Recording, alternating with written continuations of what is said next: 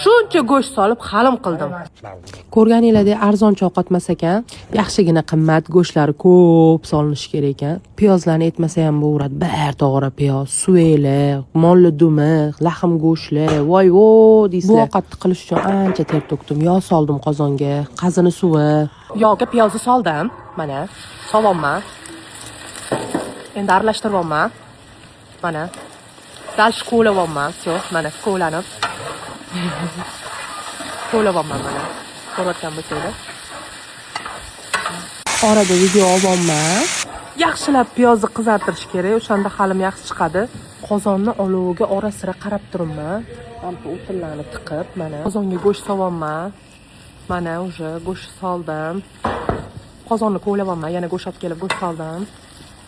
Dalshi go'sht yana ko'proq go'sht kerak, shunda halim shirinroq chiqadi. Yana go'sht mana. Orada dumlarni ham soldim. Suviga qolib ketmadi. Halimga suv solyapman, yaxshilab qo'ylayapman. Ketidan bug'doy solamiz. Bug'doymidi? Nima edi? Eslolmayapman. Hali pishmasdan turib hidi va pishi lekin ishtahani qitiqladi. Asmir qiladigan joyi-yu ro'za edimda. Ro'zadorlarning hurmati chidab turdim lekin. Mana hozir halimni suvelarini yig'ib, hammasini to'g'riga solyapman. Halimni tez-tez qo'lab turamiz, chunki anaqa solindi, bug'doy solindi. Bug'doymidi? Bug'doy solindi. Shu yoshga kirib, halimga prezident saryog'i solinishini endi eshitdim. Nestle saryog'i, prezident saryog'i. Уже halimni quyilish jarayoni boshlandi. Oxirida tuz solinadimi? Faqat oxiridami? Boshida umuman solinmaydi. O'zim. Dumbalarni to'g'rayapman. Iplyus mana mana hozir ustiga mana qiymalari, halimni qiymalari ustiga qilinadi mana.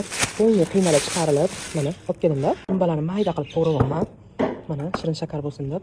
Mana hozir timmiy qo'lab turibman, чтобы tega olmasligi uchun. Halim quyilishni boshladi, timmiy qo'layapman. Yaqindan his qilishingiz uchun qaranglar, qanchalik quyilganini, mochki chirga o'xshaydi. Mana hozir ustiga vajusiga piyoz bilan dumbani to'g'rayapman, uni qovuraman hozir. Ustiga chiroyli qilib suzaman. O'zi oxiriga ham yetib qoldi halim.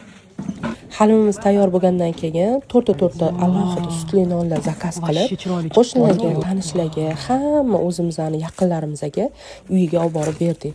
Alloh dargohida qabul qilsin. Halim qilganim sizlarga yoqdimi? Kommentariyada kutaman.